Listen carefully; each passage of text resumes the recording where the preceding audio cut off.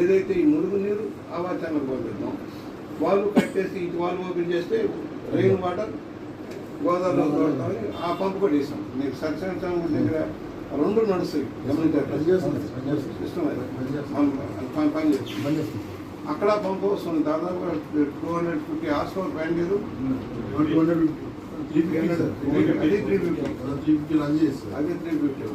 మన వాళ్ళు ఏం చేస్తున్నారంటే మెయింటెనెన్స్లో లోపాలు ఉన్నాయి.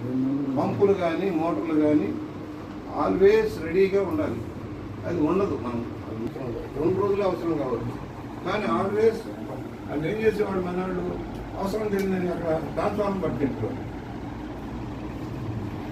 అలా ట్రాన్స్ఫార్మర్ పట్టుకెళ్ళేవాడు. నేను ఎడితే ట్రాన్స్ఫార్మర్ ఏమంటే ట్రాన్స్ఫార్మర్ మన సార్ ఒక డెడికేటెడ్ లైన్ ఇచ్చాం. అప్పుడు ఏం చేసాం, పేపర్ మిల్లు సబ్స్టేషన్ నుంచి ఏం చేసామంటే ఒక డెడికేటెడ్ లైన్ నల్లాచరణకి వాటర్ వర్క్స్కి ఇచ్చాం.